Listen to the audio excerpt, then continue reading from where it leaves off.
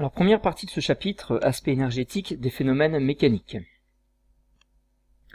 Donc l'idée, ça va être de réfléchir un petit peu à la façon dont l'énergie est transférée, dans la façon dont l'énergie est transférée entre les systèmes et l'extérieur, et notamment comment est-ce que les forces qui agissent sur le système peuvent participer à ce transfert d'énergie. On a donc commencé par réfléchir à cette petite situation et à ce que pourrait dire chacun des personnages. Le personnage F5, je ne sers à rien, l'objectif étant de déplacer le wagon de la gauche vers la droite, suivant l'axe imposé par les rails. Le personnage 5 qui pourrait dire je ne sers à rien. Le personnage 3 ou 2, ces personnages pourraient dire je pourrais être plus utile. Le personnage 4, je résiste. Et bien évidemment le personnage 1, je suis le plus efficace.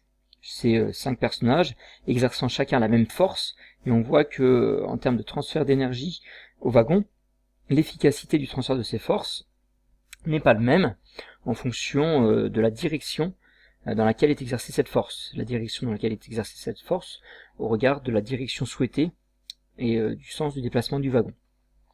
On va donc pouvoir noter la synthèse de l'activité sur laquelle vous avez réfléchi. Donc dans ce grand 1, on va définir les notions d'énergie cinétique, mais avant cela, la notion de travail d'une force. Donc synthèse de cette activité expérimentale. Et petit a, travail d'une force constante. Le travail d'une force permet d'évaluer l'énergie échangée entre l'extérieur et le système qui subit cette force lorsqu'il se déplace, lorsque le système se déplace, et donc que la force se déplace avec le système.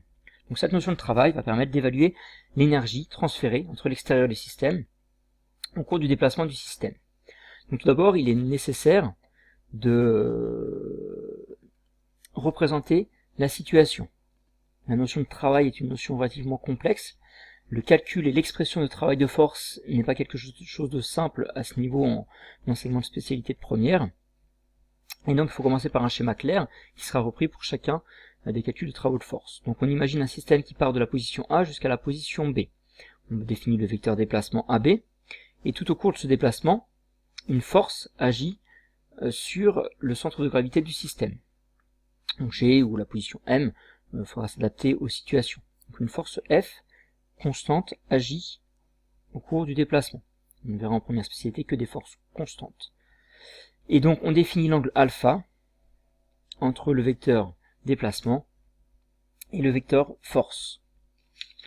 Vous pouvez prendre ce schéma avant de passer à la suite.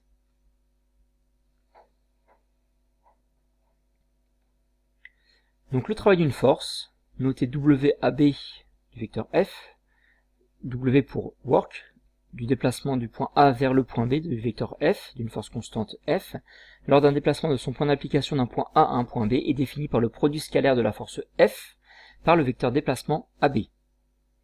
Et donc il faut connaître par cœur cette définition. Le travail de la force F le long du déplacement du point A vers le point B est égal au produit scalaire, donc vecteur F point pour le produit scalaire, vecteur AB. Et le produit scalaire peut se calculer comme étant le produit de la norme de la force fois la norme du déplacement, donc la distance ou la longueur du déplacement, fois le cosinus de l'angle alpha qui est le vecteur force et le vecteur déplacement. Ceci est une définition, cette expression est de connaître par cœur, F vecteur F scalaire vecteur AB, et savoir que c'est égal à l'intensité de la force fois la longueur du déplacement fois le cosinus de l'angle qui lie ces deux vecteurs. Le déplacement, la longueur du déplacement sera exprimée en mètres, la force en newton, et le travail est une énergie qui s'exprime en joules avec un J majuscule. Je vous laisse noter ces quelques éléments avant de passer à la suite.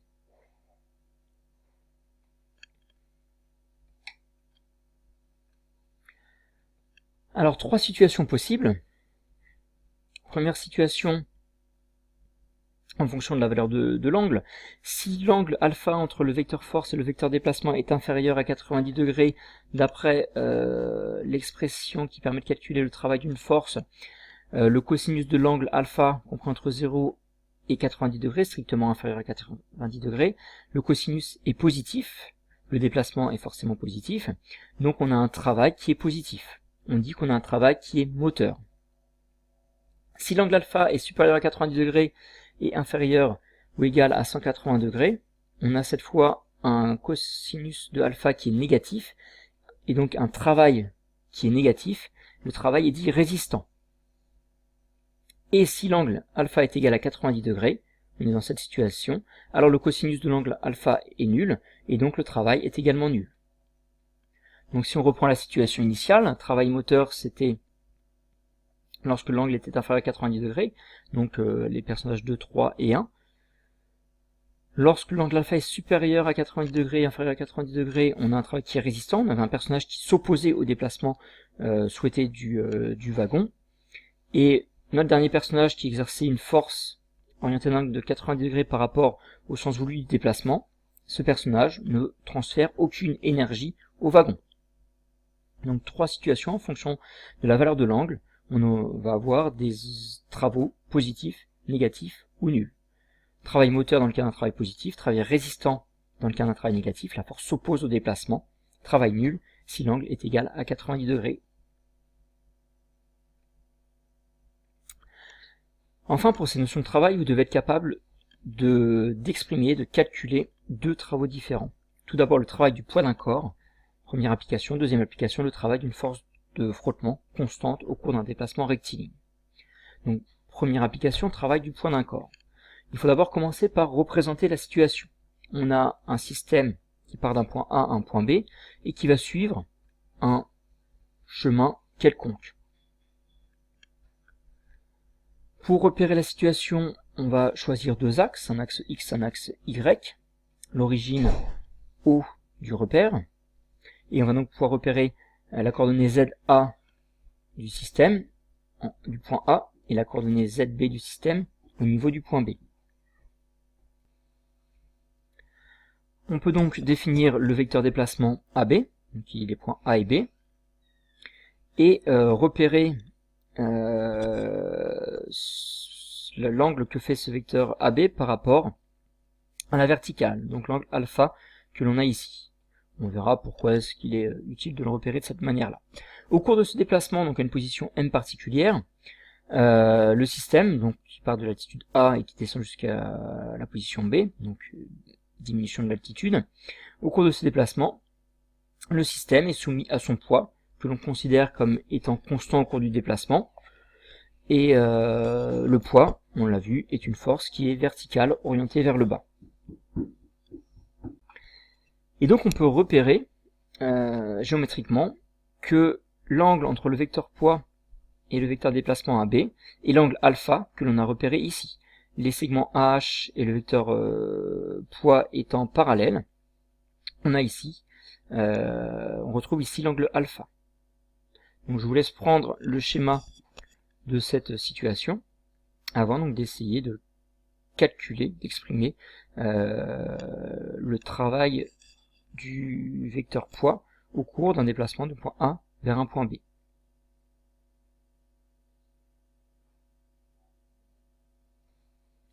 Donc si on reprend la définition, le travail du poids, du poids du point A vers le point B est égal au vecteur poids scalaire le vecteur AB, c'est aussi égal à la norme du poids, fois la longueur du déplacement, fois le cosinus de l'angle alpha.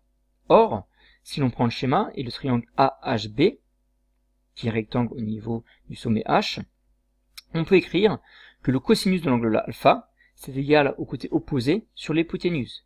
La dimension du côté, le côté adjacent sur l'hypoténuse. La dimension du côté adjacent étant égale à AH sur la longueur de l'hypoténuse AB. Cos alpha égale AH sur AB.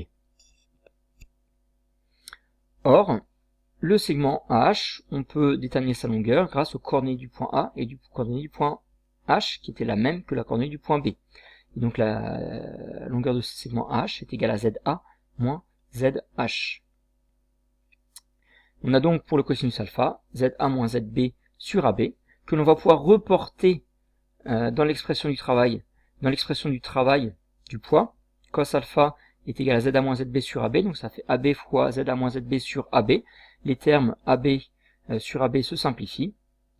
Et comme le poids étant égal à mg, on trouve pour l'expression du travail du poids, le travail du poids au cours du déplacement de A vers B est égal à m fois g fois ZA moins ZB, en rajoutant bien le vecteur, la flèche sur le vecteur poids. Donc il faut être capable de faire cette démonstration et exprimer le travail du poids au cours d'un déplacement du point A vers un point B.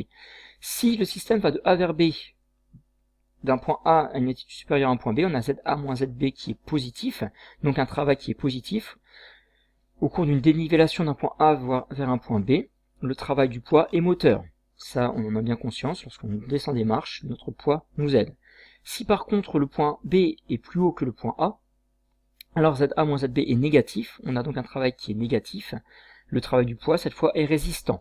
Lorsque l'on monte des escaliers, le poids effectue un travail résistant, s'oppose au déplacement, qui consiste donc à monter les escaliers. Donc premier calcul à savoir faire, premier travail à savoir calculer. Deuxième travail, le travail d'une force de frottement. Force de frottement d'intensité constante le long d'un trajet rectiligne. Comme pour le travail du poids, on va commencer par représenter la situation. On a un système qui se déplace d'un point A vers un point B. Donc on définit le vecteur déplacement 1B. Et au cours de ce déplacement, le système est soumis à une force de frottement qui s'oppose au déplacement. Les forces de frottement s'opposent toujours au déplacement. Et on définit l'angle alpha entre le vecteur AB et le vecteur force de frottement. On a ici cette fois un angle de 180 degrés. On va donc pouvoir exprimer le travail d'une force de frottement en reprenant la définition. Par définition, le travail de A vers B d'une force est égal au produit scalar de cette force par le vecteur déplacement.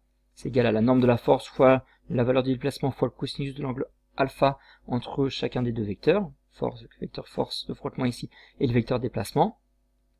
Or, cosinus 180 degrés est égal à moins 1, d'où le travail de cette force de frottement est égal à moins F fois AB.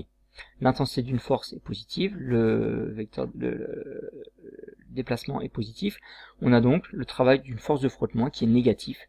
Le travail d'une force de frottement est résistant. Vous pouvez noter ça avant de passer à la dernière partie de ce grand 1. Donc on a revu dans les rappels du collège et dans l'activité la notion d'énergie cinétique. On va aller un petit peu plus loin ici et énoncer le théorème de l'énergie cinétique. Donc tout d'abord, l'énergie cinétique EC d'un système est définie par cette relation. EC égale 1/2 de m fois v au carré, la moitié de la masse fois la vitesse du système au carré. La masse étant exprimée en kilogrammes, la vitesse en mètres par seconde, mètre seconde moins 1, et l'énergie cinétique, comme toutes les énergies, s'exprime en joules. Unité de notation J majuscule. Le théorème de l'énergie cinétique stipule que la variation d'énergie cinétique d'un système en mouvement d'une position A à une position B est égale à la somme des travaux de toutes les forces qui agissent sur ce système. Autrement dit, si un système est soumis à des forces qui travaillent, l'énergie cinétique de ce système va varier. La vitesse donc du système va varier. On note ça donc pour la variation d'énergie cinétique delta EC de la position A vers la position B. Donc la variation d'énergie cinétique de A vers B, c'est l'énergie cinétique en B moins l'énergie cinétique en A. Et donc le théorème de l'énergie cinétique indique que cette variation d'énergie cinétique de A vers B est égale à la somme, sigma majuscule, la somme des travaux de toutes les forces qui agissent sur le système. Si par exemple le système est soumis au poids et une force de frottement, la variation d'énergie cinétique sera égale au travail de la force de frottement pour aller de A vers B, plus le travail du poids pour aller de A vers B. Donc c'est ici ce qu'on appelle le théorème de l'énergie cinétique. Si un système est soumis à aucune force, donc aucun travail, alors l'énergie cinétique du système sera constante, la variation sera nulle, l'énergie cinétique sera constante. Si un système est soumis, par exemple, seulement à des forces de frottement, donc un travail négatif, ou seulement une force de frottement qui travaille, donc un travail négatif, alors la variation d'énergie cinétique sera négative, donc l'énergie cinétique finale sera inférieure à l'énergie cinétique initiale. Si un système est soumis à des forces de frottement, la vitesse de ce système va diminuer au cours du mouvement. Donc après avoir noté cette première partie, vous pouvez répondre au questionnaire sur Edmodo, puis ensuite il s'agira de traiter les applications de ce chapitre, de cette première partie.